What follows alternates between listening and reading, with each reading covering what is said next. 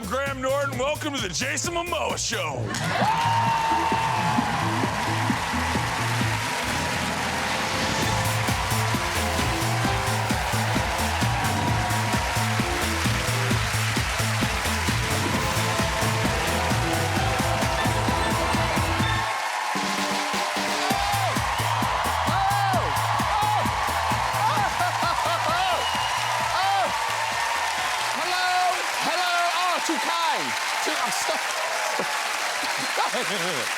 Good evening, you're all very welcome. We've got a great show for you tonight. Music, comedy, dance, and a blockbuster movie to talk about.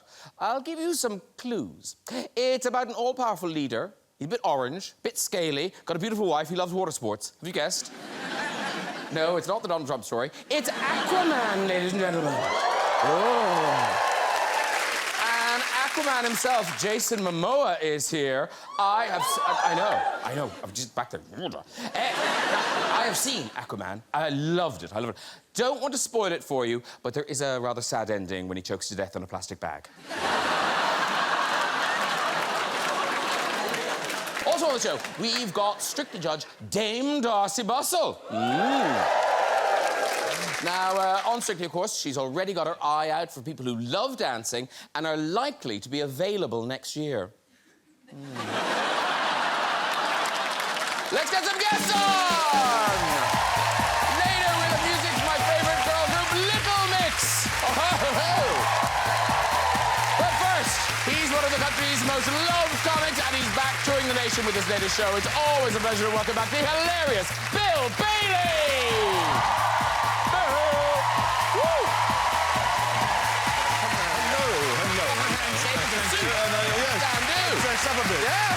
She's our most famous ballerina and a fan favourite on Sydney Come Dancing, here to talk about her beautiful new book, Evolved. It is Dame Darcey Bussell! Wow!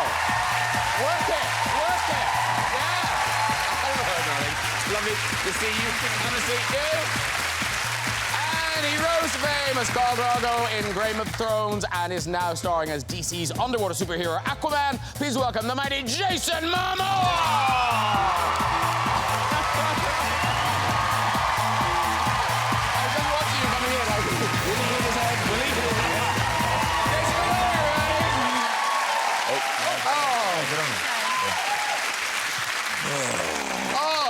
There you go. Oh. Welcome all. I don't think Darcey's ever looked more feminine. Now, Aquaman... What? Jason, you can call me Jason. Can I? OK, Jason. Because looking at yourself and Bill, I sort of think it's a shame Aquaman's finished filming, because I don't think... You would be quite good as Aquaman's dad. Yes. I think so, yeah. This is you in a few years. Yes! Yeah. Sort of like an older Aquaman. Yeah, I don't get in the water so much these days.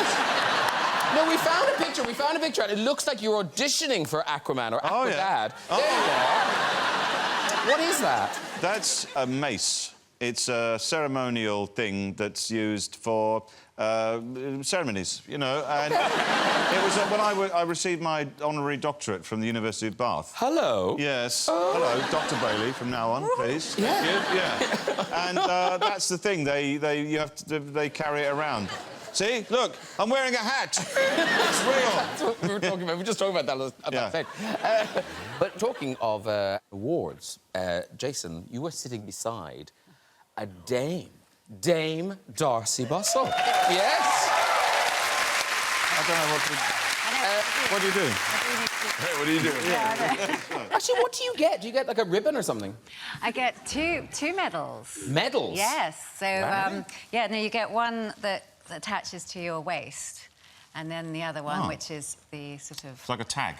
Yeah. But it's got a red bow and, yes, one's a big kind of cross. It's really cool. Yeah, because the thing is, when you rock up to... Now, I'm not sure. When you rock up to get these awards, you don't know who's going to give it to you. No idea. So you can't... Who gave it to you? The Queen. Oh. Yes, I know, it was an A-list day. Here you are. I do them that often. There you are, the Queen. And who else was there? Were you the most famous person there? No, I have to say I was so excited because just two people in front of me was Paul McCartney. Ooh, hang on. It's like another Queen. Wait a minute. Hold the bus. He's a sir already. What's he getting? He got that extra thing. I don't know what it is. When somebody dies, Surplus? it's like a part of a club. Emperor of the universe. It's not a club, but somebody has to die before you get introduced. He killed someone and got a prize. Was it like a loyalty I forget card or what something? it's called. I Extra didn't points. get a chance to ask him, you see. Oh, yeah. I should have asked Really him. paying attention on the day. Well I done, was Darcey. slightly overwhelmed. But now, and Jason, have you won any honours? You must have won something along the way. I've won nothing. Oh, stop it. I have never, ever won anything. I'm pretty... But I'm so... No, it's good, actually, because if you ever... I can't gamble. If you want to win, just do the opposite of what I do. So my friends will bet down on something and I'll never win. I never, ever win. Is that true? It's very positive. But like when you left high school, were you voted, you know, boy most likely to do something? No. No. I think I got... this is horrible. I can't believe I'm saying this. I think I got dude with the best hair or something like that. See? So, you won an award. Yeah, that's worth it. Yeah. Yeah. Come on, that's all. So I'm killing that. You're rocking it. Yeah, still winning. Still Yeah, winning. whatever. Yeah. And, You've got time on your hands. Yeah, well, there you go. and ladies and gentlemen, can we just say how pleased we are that Bill's here at all? Because there was a time when you were dead. That's right. What? Yes. I know. I'm looking a lot better now. Yeah, I know, it's right. There. No, well, this is... I'm sure that this is referring to the fact that I was mistakenly reported as dead on the BBC website. But on the BBC, not even like not. I know, it was the BBC website. And it just said, tributes pouring in for actor and comedian, musician Bill Bailey, who has died at the age of 52, which is really annoying because they got the age wrong, firstly. I was so annoyed about that. And they used a weird photo as well. I was thinking, Well, no, is this the photo you tweeted Oh, this. no! I mean, what is that?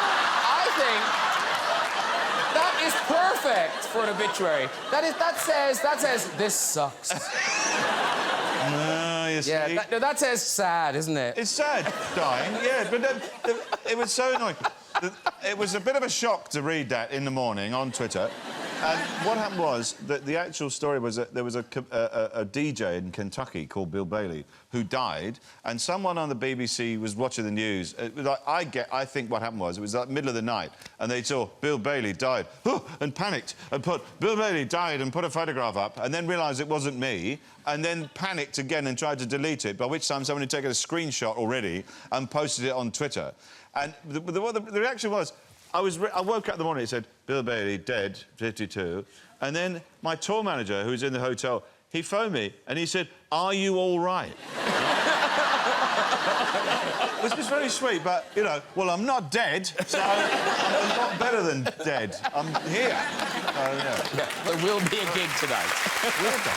Weird. Hey, our big movie tonight, ladies and gentlemen, stars Jason Momoa as Aquaman, and it's out now. And yeah.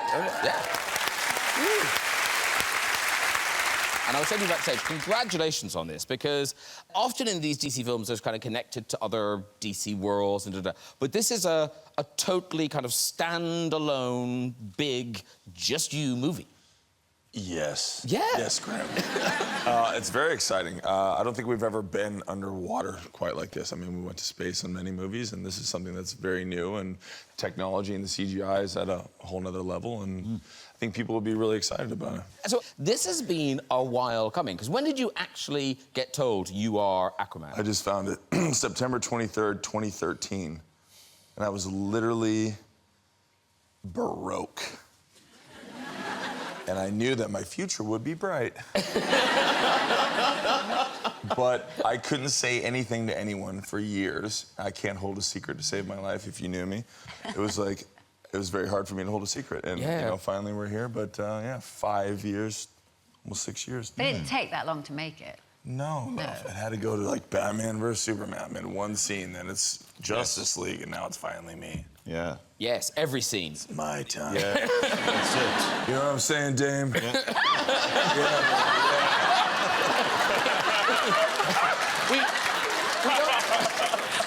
We we don't often have guests squealing. I'm trying to hold back. I'm trying to hold back. And this film is going to put to bed all those things about Aquaman, because Aquaman, up to this point, in the DC world, well, it was a slight figure of fun. Yeah. They made fun of him, and I was hired to... which I feel like I should win an award. Yeah. Yes, yes. You should win an award. Took the lamest superhero and kind of made him cool. Yeah, because in Slightly. because in the comics he was not that cool. This is. Can you imagine what if Different what my image, yeah. when Zack Snyder told me you're gonna play Aquaman, and that's the image that went through my head? And even worse, you might have seen this picture. I mean. The times are changing. Yes, they are. No, because it's the whole kind of origin of where Aquaman came from. It is. You get to see what he went through as a child, and his mother, Nicole Kidman. She was here a few weeks ago, yeah. Yeah. Yeah, you get to see where he comes from, and I think a lot of people can relate to it in this day and age. There's a lot of... And also what's great is, and you watching it must have had the same kind of thrill that we do, because it's worlds we haven't seen before. You're blowing them up, but we haven't seen them before. And presumably when you watch the film, you're thinking, oh, I didn't know that was going to look like that. Yeah, it's even better because I haven't seen it yet, so it's going to be like... Wait a minute. You are the star of a movie and you haven't bothered to watch it yet. Here's the thing. Why? I have 2 babies that are 10 and 11. They were with me the whole time, and they promised me I wouldn't watch it until I saw it with them. Oh. So they're so cute, and they were there with me the whole time, and I'm like, I promise. You guys will see it before all of us. Yeah. But my little crazy, they're on set with me, and I want to hold their hands, and it's such a rare moment of being a father where you can... That is so cute. Especially for me, because generally you can't watch the things that I do. None of your children should watch what I do. This is lovely. I made a solid profession out of that, and I just feel like, you know, this is something I want to share with my children. And just in case we get letters, I should, well, I hope, say, you haven't actually tattooed your children. They look quite tattooed. Graham, I haven't tattooed my children. That's all right. Those are stickers. You're disappointed. Yeah. I was thinking, that's pretty cool, actually. Yeah. My son will be watching that going, when are you going to tattoo me? I want to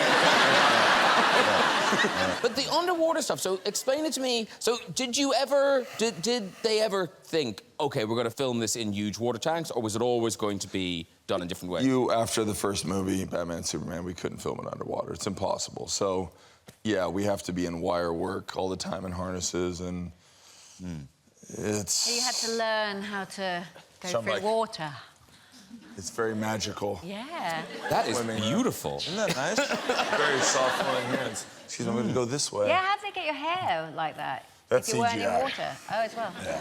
See, I'm thinking, so wire work, you kind of think Peter Pan, da-da-da. But, like, you're a big bloke. That's a lot to be hanging in a wire. Yeah, you're going to take all this weight and put it right here. Yeah.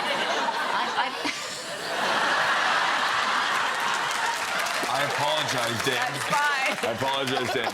I meant my femoral artery. My femoral Your artery. groin. Yeah. Oh, yeah. Sorry, I'm a Because when they dancer. say, yes, well, they put you in the harness. I'm sure you had to be in a harness, right? I have, yeah. So, you know, when you keep your legs open, you're like, ooh, that's all right. But then when they say action, you have to, like, squeeze it together. So you don't look like you're on a wire. Yeah. And that cuts off the blood, and that cuts off the blood to your head, and then you're like,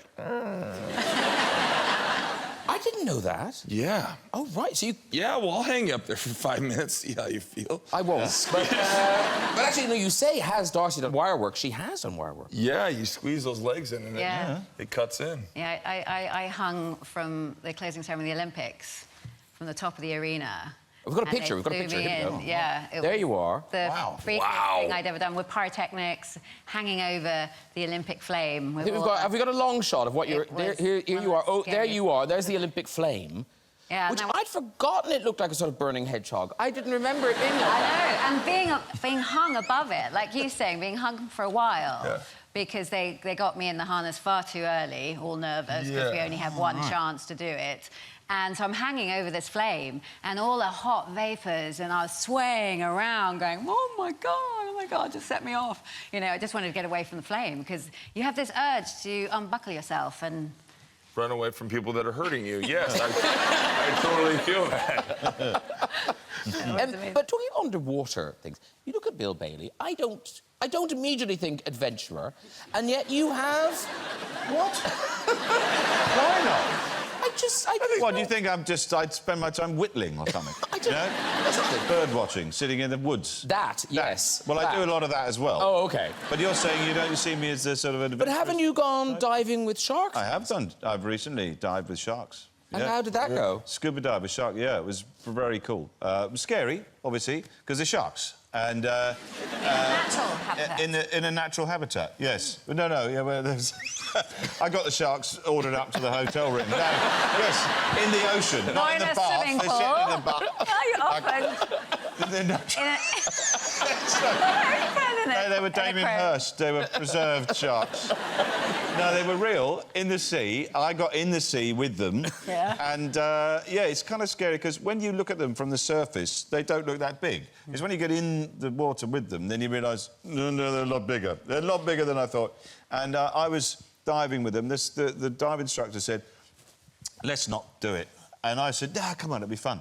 Anyway, so we were kneeling on the surface of the seabed, and the sharks coming towards you, and it's really intimidating. They move in such a dynamic way, and I tried to stand up to take a picture, and my fin got caught on the seabed, and it flicked up a lot of detritus, and all the sharks, there was about 12 sharks, zoom, suddenly looked straight at me and came right towards me, and I backed away like this, bumped into the instructor, thought it was a shark, freaked out, nearly spat my goggles out. I mean, it was just it's quite scary. And I had a GoPro on a little pole, and I thought, I'll see if I can film the shark as it comes towards me. And the shark got the GoPro in its mouth and took a little nibble at it, so I've got some fantastic footage of the inside of a shark's mouth. Wow. Yeah. So you weren't in a cage? No, not in a cage, no. That does seem suicidal. No, they weren't great whites. They weren't big, you know, they were reef sharks, they were smaller. And you never go in the morning or late at night, because that's feeding time, supposedly. Yeah, that's right. Yeah. I was offered a chance to go in the cage, but it was I didn't want to take it because it said cut price. Shark diving, right? And, you know, it was a cheap deal. I thought, of all the things you want to... I don't mind spending an extra couple of quid on this. I'll have the deluxe shark diving option, you know? Twig cage. Yeah, it was in South Africa, it was in Cape Town. And it was like, yeah, you can go down. It's cheap, you know, it doesn't cost very much. And I was thinking... I was trying to imagine what it'd be, like a wheelie bin and a shopping trolley. Yeah. When the shark comes near, hit it with a golf putter. They hate that.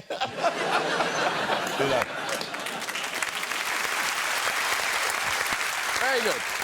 And so Aquaman, your standalone movie, I like that, you know, you're going around the world now and you're meeting all your fans, and I guess there's two ways to do it. You can kind of go, oh, God, this is awful. Or you can find ways to make it fun for yourself. Yes. And you have found quite a fun thing to do when particularly couples ask you for photographs. Explain what you do. Well, a married couple comes up and they want to take a picture, and then generally it's the woman that wants to get the hug, and then they want me to push their husband away. Or, like, kick him in the face, and so I do it, but sometimes it's the man, and, you know, it's... Well, we've got some examples. Here you are. This is... That's generic. But, like, he's like doing some acting. This is just tragic, this next one. Because I feel like he just got a girlfriend, and now what? He's properly upset. Do we have another one? Oh, look at that. Oh. Beautiful. Check that out. And this last one is kind of doubly cruel, because obviously she's killed a pet dog, and but you're holding her, and you're not just pushing him away. When you signed the photograph, you signed over his face. Yeah. That's you, out of the picture, literally. Yeah. Well, yeah. We thought we might recreate. Let's do one. Yeah. So if you and Darcey, are you willing to be held? Who am I? You're being held. Yeah. You're my husband. Yes, I'm the lord of whatever you are. Stand up. All right, OK. So you're loving Jason. So you do something. Yeah. Right, No, yes, and then Bill sulking. OK. Ready? Okay. Like this. No. Hug. Don't worry about the beer. No, don't worry about the beer. Good. OK. Look at this. There we go. Come here. There we go. That's very good. I love the beer as well. You're good. Yeah, well, see. Now, I think I've got a skull ring implant in my forehead. Let me see that picture. Let's see it. Let's see it. Can we see it? Oh, there you go. Darcey's never looked happier. Now, Dame Darcey Bussell has a book, ladies and gentlemen. It's a beautiful thing. It's out now, and it's called Evolved. It's called Evolved. No, have a look. Yes, have a look. Thank you. It is... Basically, it's kind of 150 pictures spanning your career. About 30 years, yeah. Which is crazy, because you started so young. Well, you have to start young. It's a short career as a dancer, isn't it? It's like being an athlete. You know, your body doesn't last. Actually, can I borrow this for 1 second? Yeah, Here we go. absolutely. There's a picture just here. Sorry. I didn't want you to get lost in the pictures. Forget where you were. It's like a flipper. No, because I didn't realise you started. So this is a gap campaign you did with Annie Leibovitz. And, like, how old are you here? I'm actually about 23, 24. Really? You look so young. I look about 12. Yeah. And even at this, you were a principal ballerina at this stage? Yes, I was. Yeah, I was a principal at 20. So, And is that the youngest ever? No, it's not the youngest ever. I mean, for my generation. Well, I don't understand. My head hurts. It's like, but were the sharks in their natural habitat? They're in the woods. They were in a grotto. No, I mean, when the Royal Ballet first started, they did promote young dancers very early. But I suppose for my time, I was one of the youngest. And I hadn't realised, you know, obviously you were a ballet dancer, you were in ballets, but you've done so much commercial work over the years. Like, there's an extraordinary ad. Does anyone remember that ad for American Express?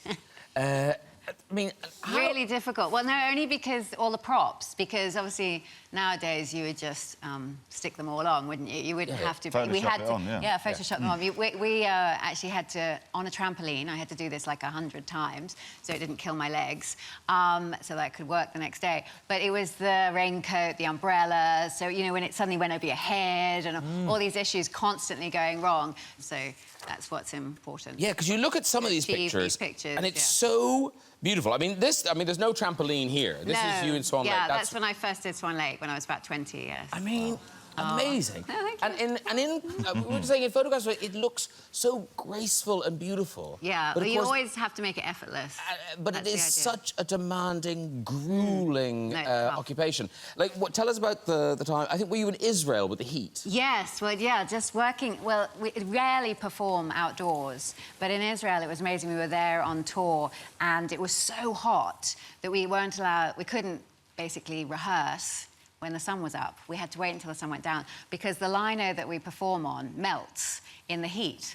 And also our point shoes start to melt. So even in the show, it was such a hot night. And my point shoes, before the 32 Fouettes, famous thing in the Black Act of Swan Lake, they literally were just melting with the heat. And you're literally on your knuckles trying to get through 32 times. Oh, I mean... it sounds gruesome, but it was okay. But are people just watching you bleed and going, oh, it's very good? It sounds ghastly. No, I mean, a lot of it is the pressure we put on ourselves, and you know, there's a lot. It's a 3.5-hour ballet, so it's a lot of work to go ahead. And we had another act after that, and I was just panicking that my shoes weren't going to make it. So yeah. God. And very quickly, we must just mention, of course, Strictly, the grand final tomorrow night. I know. And this series has been, you know, it's been great, fabulous dancing, wonderful production values, all of that. But there's been an awful lot of scandal this year. We'll probably know more than there usually is. Well, we've heard about more of it. What are you trying to tell us? It kind of... yeah, the stuff you don't hear about. No, no, I think the show always gravitates. I think because there's so many people that watch it, you can't help but bring out something. But I don't understand. I mean, so, for instance, next year, if they're trying to get a married person to compete in it, what tips would you give them to not have something unfortunate happen? Well, I'm only there to judge, but... no, I don't... God, I wouldn't know. I mean, Why does it happen? Why can't they just understand this is dancing, nothing more? Nothing more than dancing. I think it's just an unusual thing for people. When they think somebody's being tactile, they're obviously coming onto them, where actually that's our job as dancers, to be tactile, and it's not normal for us, but people get the wrong idea. So if two dancers are together in a studio, it mightn't happen. But chuck a Because civilian we're in. used to it. We're used to it. Well, that's it, and because, other yeah, people you're get the wrong being- idea. You wouldn't get the wrong idea. You'd be very close to someone you're working with. You're, as you say, you're being held by being someone. held a lot and partnered and manoeuvred. It's quite an essential thing, dance. Anyway. Yeah, and so I suppose if it's really unusual for somebody to be in that sort of company or be that close to somebody, they take it the wrong way. Would you ever do it, Jason? Do you dance? Dancing with the Stars is that. Well, I'm Hawaiian. We invented the hula, so, you know. You're a natural dancer. Yeah. Yeah? Yeah. You've always danced. My mama raised me. She's like, if you can't dance, you can't beep. Oh. I guess that's why it happens. Your mother has solved the problem. I wouldn't have, my mum didn't say that Well, I to think me. it's a fair... Well, I'm American. So I mean... Come on, Darcey, get out there. Yes, darling, yes. Hey, good. Now, ladies and gentlemen, we turn to Bill Bailey, currently in the West End. Yes. Yes. There's Posh. Your new show, Larks in Transit. So this show, if I'm right, it's kind of you giving an insight into the life of a touring comedian. Is that fair? A little bit. Yeah, that's right. I mean, it's about sort of the years of touring around the world, and also where comedy takes you, the kind of jobs, the sort of things you do that comedy can get you to do, all these kinds of things, that offers, like being on Strictly and all those kind of processes. And part of it is about... this show is very much about, you know, a combination of all of those things. You know, things like travelling, you know... it's been all around the world, this show. I mean, it's been up to the north of... It's been to the north, almost to the North Pole and almost to the South Pole. So it's been completely around the world. So you go to odd places. Yeah. What were you doing in Estonia? Estonia, this is the thing, right? Comedy is sort of... It's taken off in Europe. Like, Europe is the people have seen a lot of British language, English language comedy. They want to see it in the original language. And I used to do this show called Black Books. It was a sitcom. This sitcom has sort of reached... It's kind of got quite a reach around Europe. And so what people do is when they see me, they don't say, oh, that's that bloke from that sitcom. They act out scenes from the show. And there's one particular scene which is very popular where I'm holding a neck massager to my breasts and there's two rotating cones like this. And I'm holding this going, oh, look, Bernard, I'm a prostitute robot from the future. And I was in Estonia, I was in Tallinn in the airport, and I was going through the customs, and the customs official recognised me, and he pointed his mate and he goes, yeah, hello. And he looked at me and went, yeah. Pointing, hey, Bernard, yeah.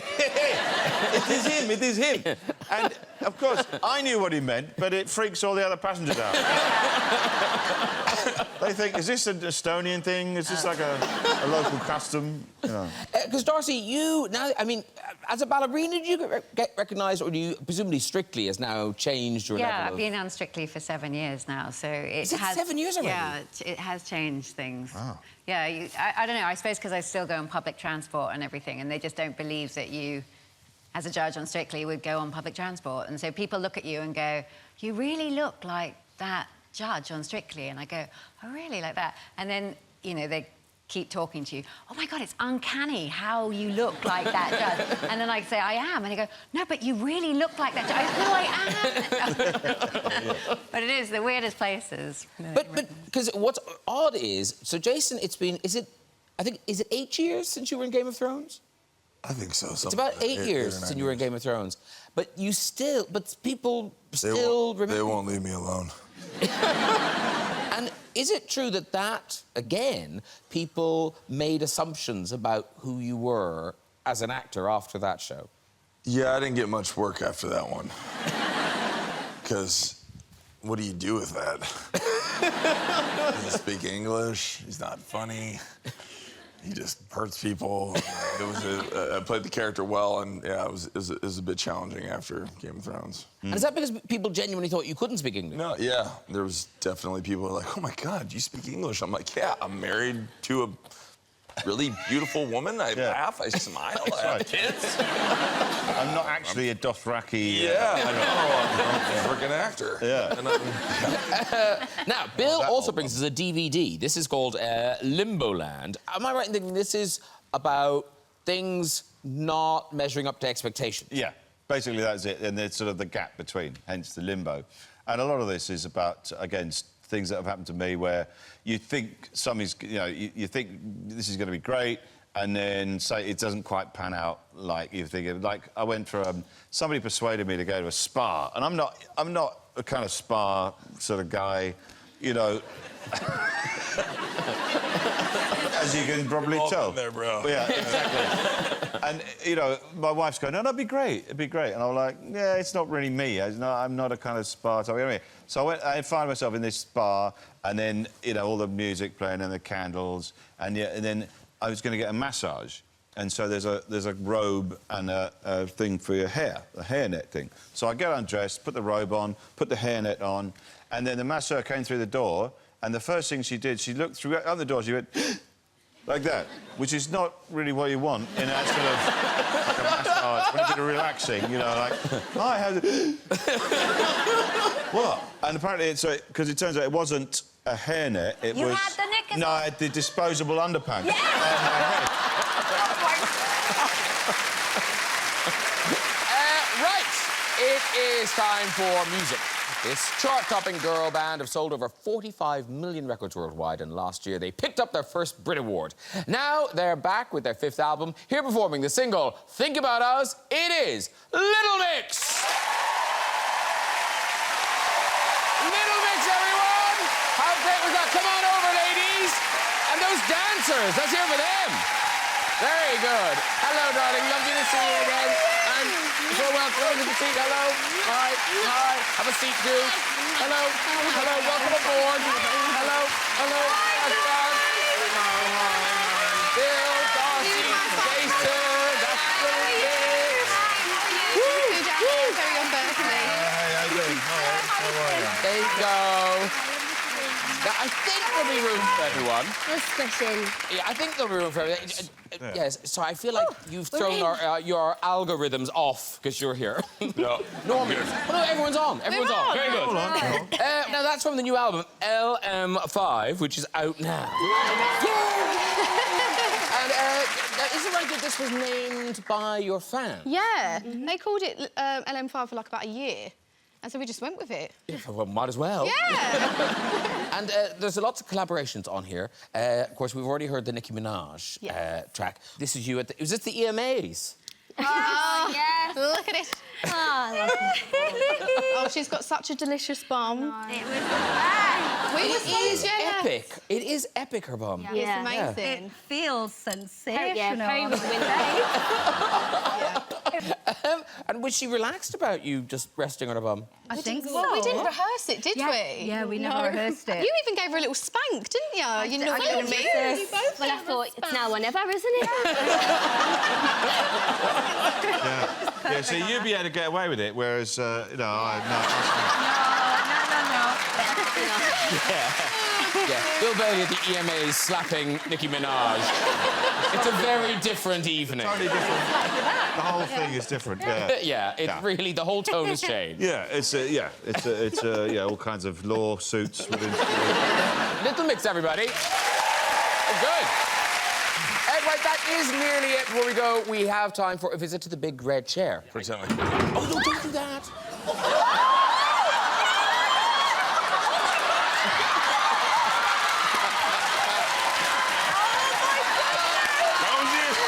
Daisy. That's how accidents happen.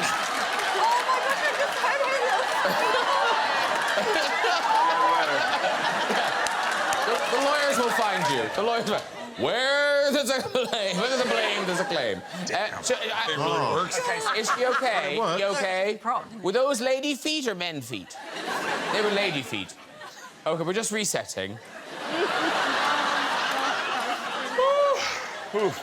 Yeah, okay, here she is. You know what's coming. It better be good. Okay, sorry about that. It's okay. That's thrown me off a bit, but it's Trigger all right. finger. What's your name? It's Beth. Beth. Okay, Beth, off you go with your story. Okay, so one year I was at Leeds Fest with a bunch of friends and we'd set up camp. It was the first day, lovely clean camp. and I was absolutely busting for a wee. As usual. So I didn't want to walk all the way to the toilet because it's miles away, an absolute trek, and I was absolutely busting like that. I saw it coming. In the future. You had a premonition. You're boring me. I feel like Jason's discovered a new power. Should we risk one more? Yeah. Okay, here we go. Hello. Hello, Hi, who are you? I'm Ellie. Ellie, lovely. And what do you do, Ellie? I'm an intelligence analyst for a private security company. I believe you. It was the pause at the beginning. Like you're figuring out the question. Okay, off we go with the story, Ellie. So I'd been out for dinner with an ex-boyfriend, and we'd had a bottle of wine, got a little bit drunk, went back to his house, and it was the first time I'd stayed at his house, so I didn't know my way around. And I'm quite allergic to alcohol, so I needed to be sick in the middle of the night, but I didn't know where anything was, so I was sort of feeling along for the lights, couldn't find them. Went along the hallway and found what I thought was the door, pulled it towards me, and it was a cabinet of his mum's finest vintage china, which smashed, landed in my foot, blood everywhere, and then I threw up.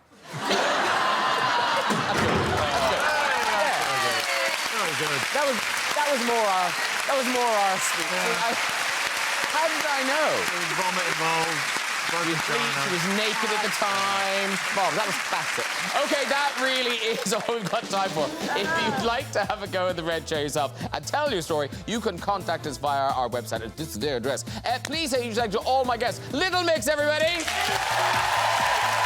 Bill Bailey. Dame Darcey Bussell. And Jason Momoa. I'll see you then. Good night, ready,